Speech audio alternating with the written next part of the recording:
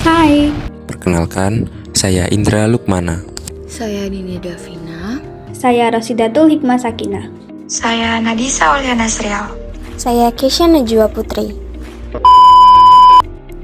Nah, materi pertama yang akan kami bahas adalah tentang peran, fungsi, dan juga macam-macam dari lembaga perwakilan. Apa sih lembaga perwakilan itu? Lembaga perwakilan adalah badan yang menjalankan fungsi representasi rakyat dalam sistem pemerintahan. Lembaga ini berperan dalam menyuarakan aspirasi rakyat, membuat kebijakan, serta mengawasi jalannya pemerintahan agar sesuai dengan konstitusi dan kepentingan masyarakat. Di Indonesia, setelah amandemen Undang-Undang Dasar 1945, sistem perwakilan mengalami perubahan yang signifikan, terutama dalam hal kewenangan dan mekanisme kerja.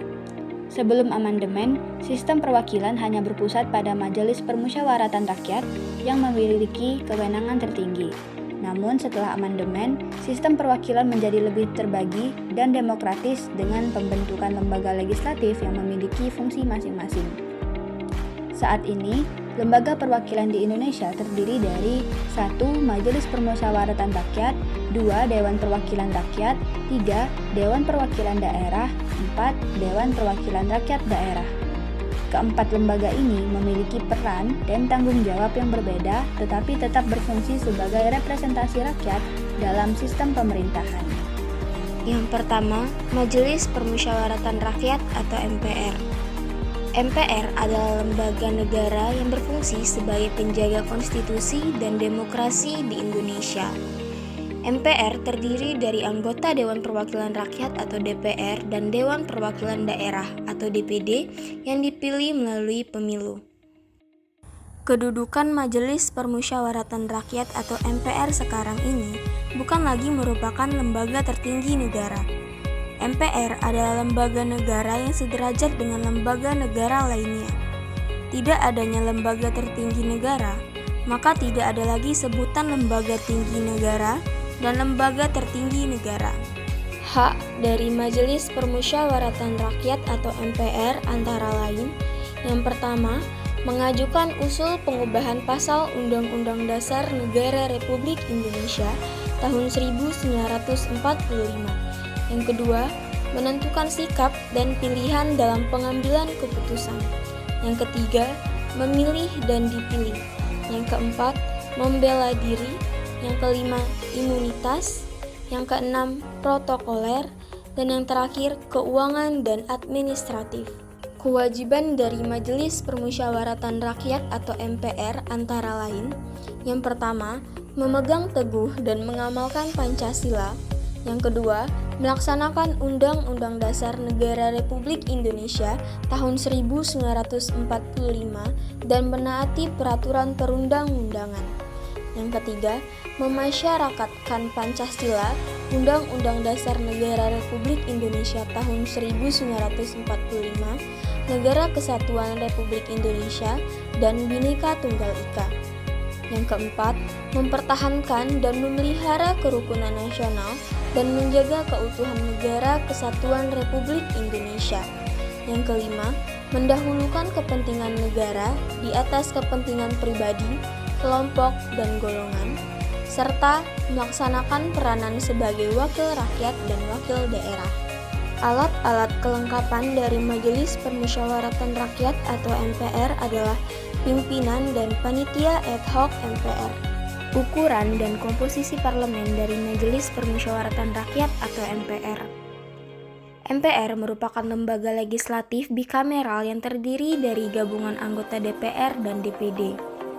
Pada periode 2024 sampai 2029, MPR memiliki total 732 anggota yang terdiri dari 580 anggota DPR dan 152 anggota DPD. MPR memiliki peran penting dalam mengamandemen dan menetapkan undang-undang dasar serta melantik presiden dan wakil presiden.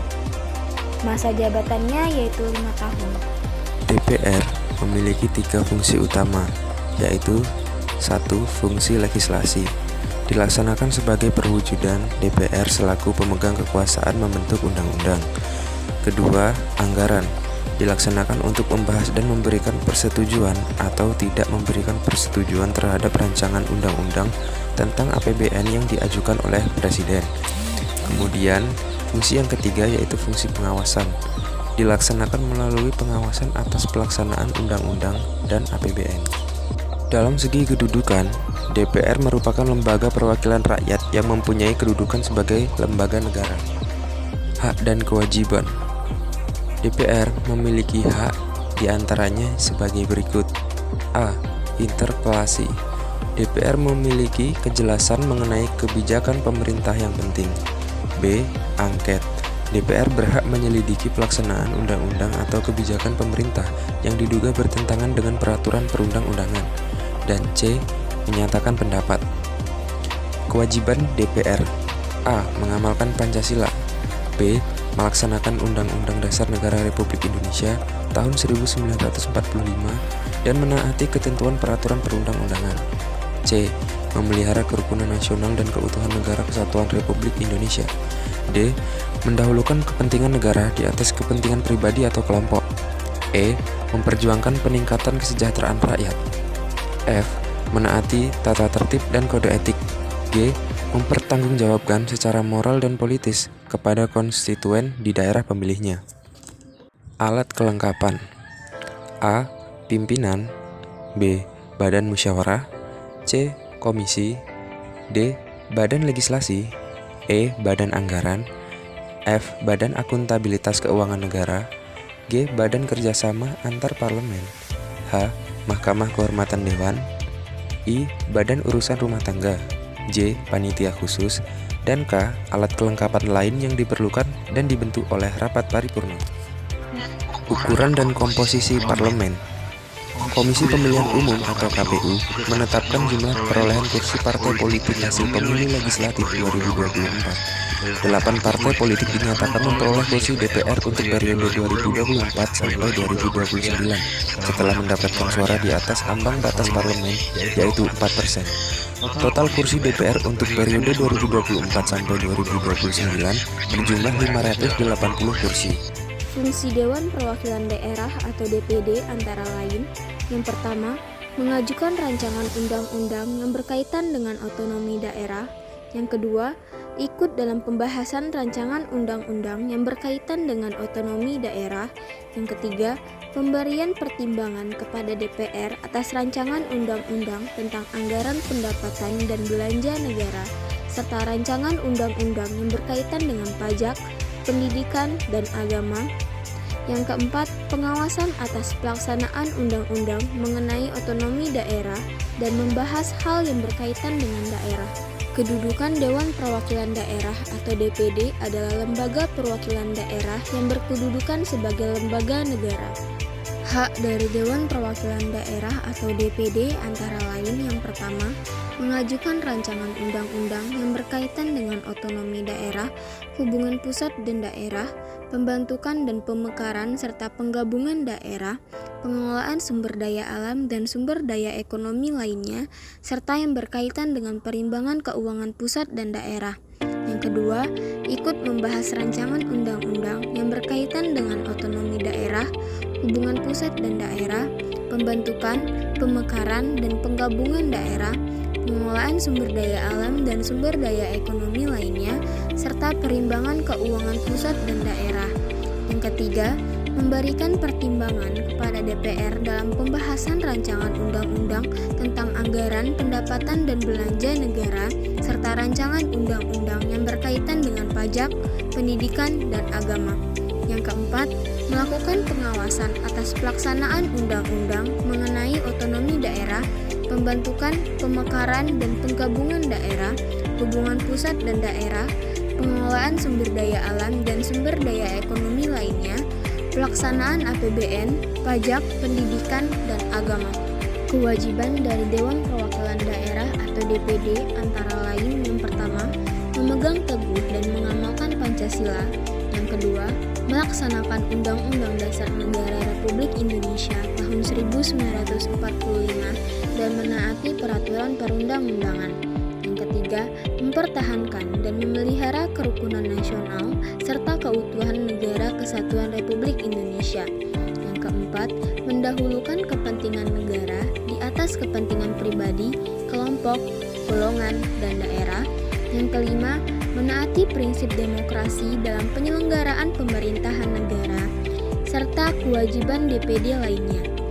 Alat-alat kelengkapan dari Dewan Perwakilan Daerah atau DPD antara lain: yang pertama, pimpinan, yang kedua, panitia musyawarah, yang ketiga, panitia kerja, yang keempat, panitia perancang undang-undang, yang kelima, panitia urusan rumah tangga, yang keenam, badan kehormatan, dan yang ketujuh, alat kelengkapan lain yang diperlukan dan dibentuk oleh rapat paripurna. Ukuran dan komposisi parlemen dari Dewan Perwakilan Daerah atau DPD. DPD yang merupakan lembaga perwakilan daerah di tingkat nasional kini memiliki 152 anggota. Jumlah ini meningkat dibandingkan periode sebelumnya karena adanya pemekaran provinsi baru di Papua yang menambah jumlah perwakilan daerah. Setiap provinsi tetap diwakili oleh 4 anggota DPD yang dipilih secara independen tanpa keterlibatan partai politik.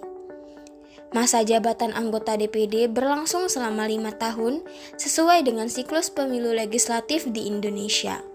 Fungsi DPRD Provinsi. 1. Fungsi legislasi, yaitu DPRD membentuk peraturan daerah bersama gubernur. 2. Fungsi anggaran, diwujudkan dalam membahas dan menyetujui rancangan APBD bersama gubernur. 3. Fungsi pengawasan, diwujudkan dalam membentuk pengawasan terhadap pelaksanaan peraturan daerah, keputusan gubernur serta kebijakan yang ditetapkan oleh pemerintah daerah dan anggaran pendapatan serta belanja daerah. Kedudukan DPRD Provinsi. DPRD Provinsi merupakan lembaga perwakilan rakyat daerah yang berkedudukan sebagai unsur penyelenggara pemerintahan daerah provinsi. Hak DPRD Provinsi. A. Interpelasi. Hak DPRD Provinsi untuk meminta keterangan kepada gubernur mengenai kebijakan pemerintah provinsi yang penting dan strategis serta berdampak luas pada kehidupan bermasyarakat dan bernegara. B. Hak angket. Hak DPRD Provinsi untuk melakukan penyelidikan terhadap kebijakan pemerintahan provinsi yang penting dan strategis serta berdampak luas pada kehidupan masyarakat, daerah, dan negara yang diduga bertentangan dengan ketentuan peraturan perundang-undangan. C. Menyatakan pendapat.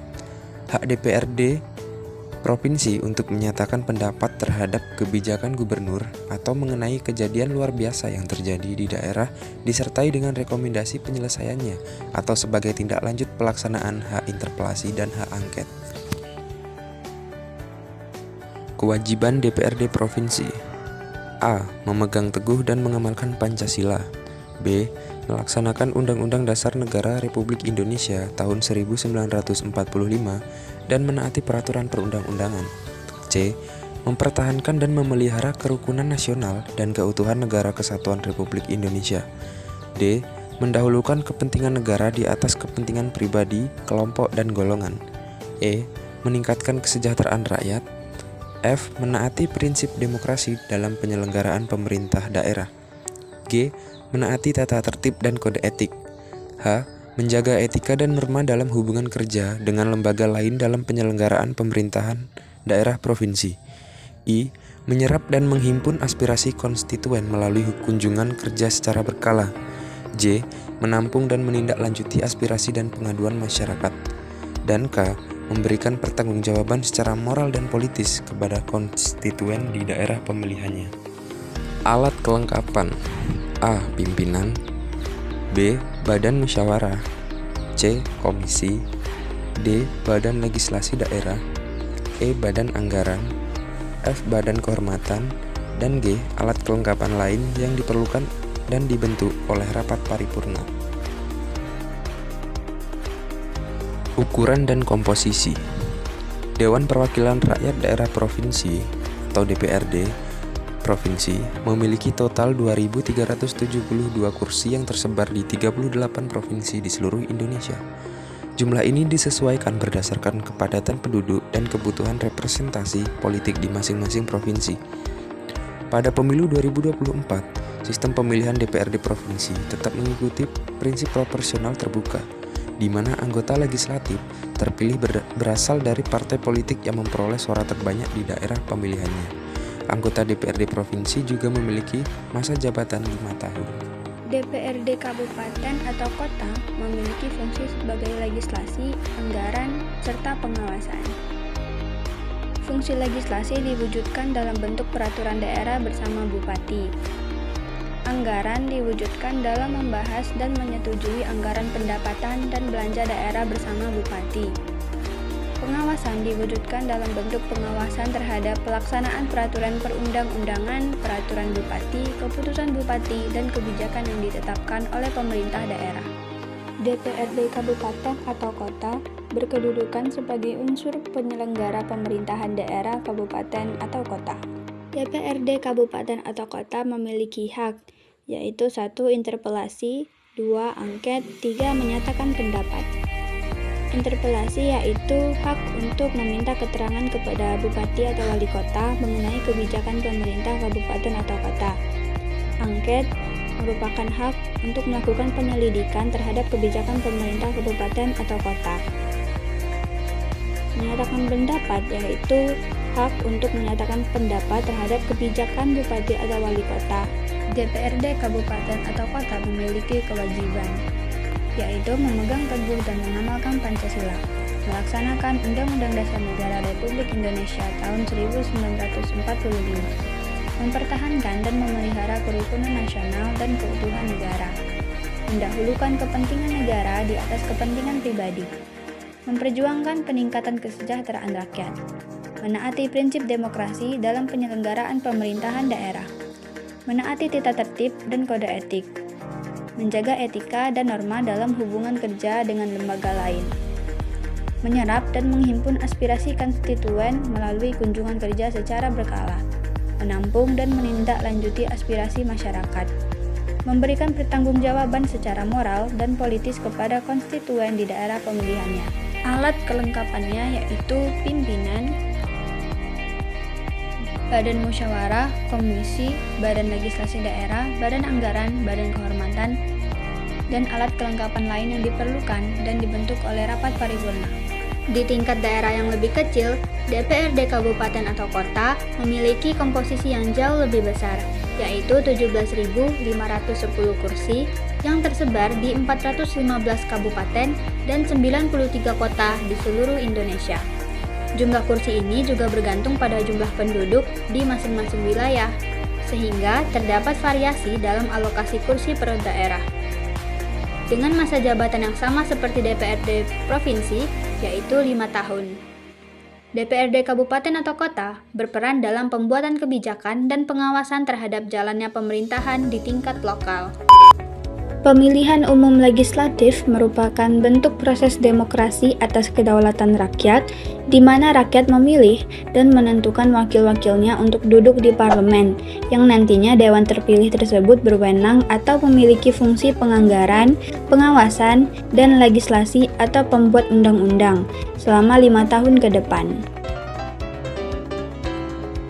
Sistem pemilu dibagi menjadi 2 berdasarkan pendekatan terhadap partisipasi rakyat dalam proses pemilihan umum, yakni organis dan mekanis. Sistem pemilihan organis memandang masyarakat sebagai organisme di mana perwakilan ditentukan oleh kelompok-kelompok sosial. Sedangkan sistem pemilihan mekanis atau disebut juga pemilihan umum ini mencerminkan pandangan yang melihat rakyat sebagai individu yang setara.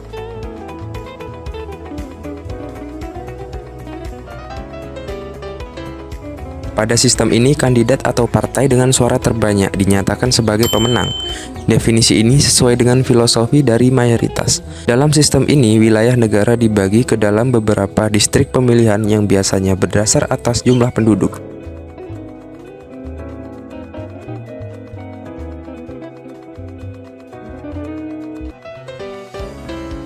Sistem distrik adalah cara pemilihan yang paling lama digunakan dan berdasarkan pada pembagian wilayah. Setiap wilayah kecil yang disebut distrik memilih 1 wakil untuk duduk di parlemen. Dalam sistem mayoritas pluralitas, Sistem distrik sering digunakan karena diperlukan cara untuk membagi wilayah pemilihan.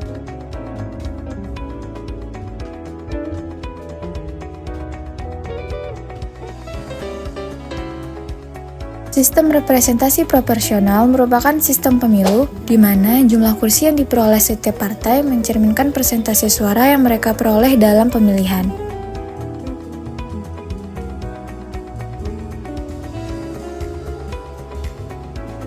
Yang pertama, ada representasi proporsional daftar atau list proportional representation.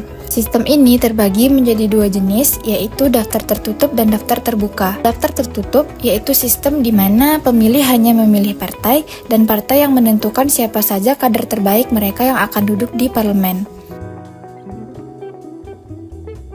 Daftar terbuka yaitu sistem di mana pemilih dapat langsung memilih calon anggota legislatif sehingga kedekatan antara kandidat dan pemilih lebih tinggi.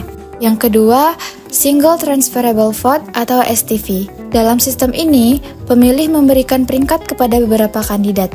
Jika kandidat pilihan pertama tidak lolos atau memperoleh suara lebih dari yang diperlukan, suaranya dapat dialihkan ke kandidat berikutnya sesuai dengan preferensi pemilih. Yang ketiga, Mixed Member Proportional atau MMP. Sistem ini mengkombinasikan pemilihan kandidat individu dan pemilihan partai. Pemilih bisa memberikan dua suara terpisah, satu untuk memilih kandidat yang mewakili daerahnya, dan satu lagi untuk memilih partai politik. Yang keempat, kumulasi. Dalam sistem ini, pemilih dapat memberikan lebih dari satu suara kepada seorang kandidat dalam daftar partai, dengan batas maksimal 3 suara per kandidat. Yang kelima, panacerisasi. Sistem ini memungkinkan pemilih untuk mendistribusikan suara mereka ke kandidat dari berbagai partai dalam daftar yang berbeda. Sistem semi-proporsional adalah sistem pemilu yang mengubah suara menjadi kursi dengan hasil yang berada di antara sistem representasi proporsional dengan sistem mayoritas pluralitas. Ada 3 jenis sistem yang digunakan dalam sistem semi-proporsional untuk pemilihan anggota legislatif, yaitu Single Non-Transferable Vote atau SNTV, sistem paralel atau campuran, dan Limited Vote atau LV. Sistem pemilu campuran adalah sistem yang menggabungkan dua formula pemilu yang berbeda, yaitu pluralitas atau mayoritas dengan representasi proporsional dalam pemilihan untuk satu badan legislatif.